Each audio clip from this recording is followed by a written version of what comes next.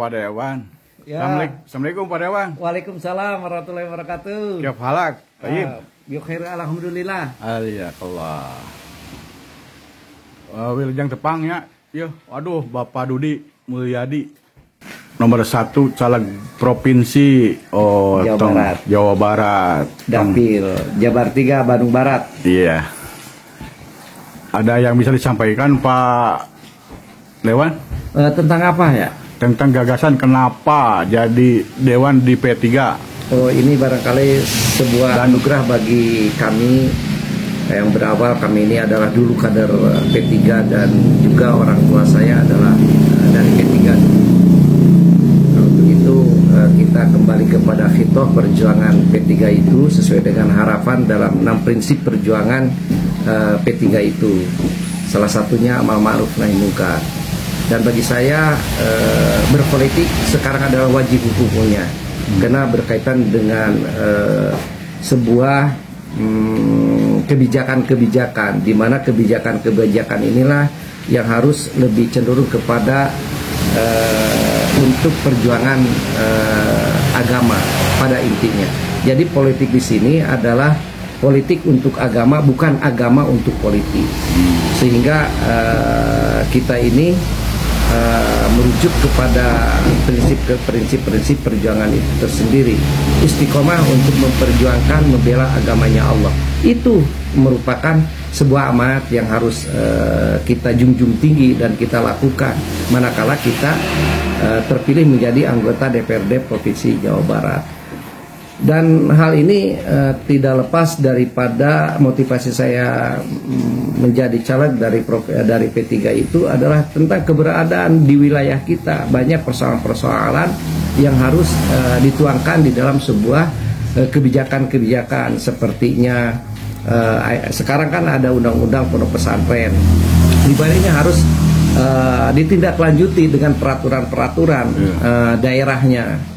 Seperti untuk guru ngaji belum ada intensifnya, terus dari pemerintahan seperti RT RW yang belum mendapatkan alokasi kesejahteraan, menghargai terhadap kinerja RT RW yang lebih dekat dengan masyarakat. Ini perlu. Dan juga persoalan-persoalan yang berkaitan dengan pondok pesantren, madrasah yang belum ada sebuah keadilan. Nah, dan inilah perlu kita perjuangkan karena P3 akan kembali kepada pangkuan para ulama, dan ulama ada di pesantren, dan bagi Dudi Mulyadi wajib untuk memperjuangkannya, baik infrastruktur dan lain sebagainya. Ini perlu kita perjuangkan, dan kita perlu membuat sebuah kebijakan-kebijakan itu. Ya.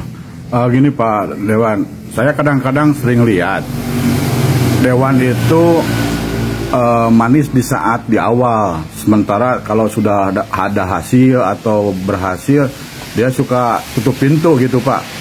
Gimana pendapat Bapak? Apakah Bapak demikian apa gimana? Barangkali ini sebuah hal yang dilakukan oleh mereka yang telah jadi, ya ada anggaplah istilahnya ya, dan inilah terjadi pragmatisme dan sebagainya, karena dijualnya bukan ideologi dan gagasan ke depan.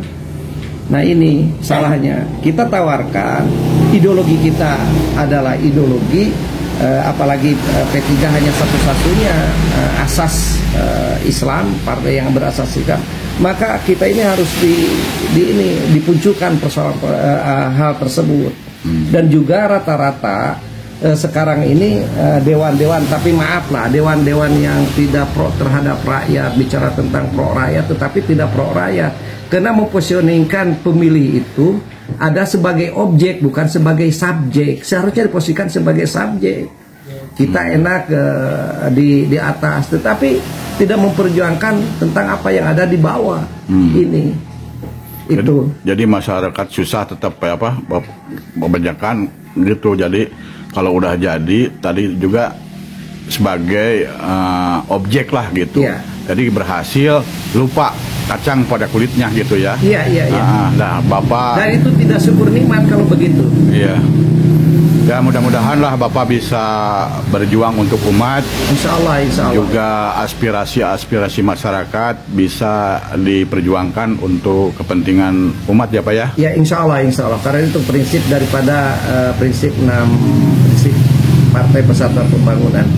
Dan siapapun dari partainya dan siapapun kadernya ada terletak terhadap kader.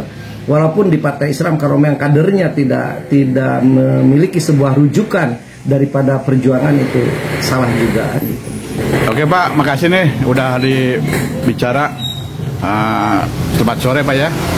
Assalamualaikum Pak. Waalaikumsalam warahmatullahi wabarakatuh.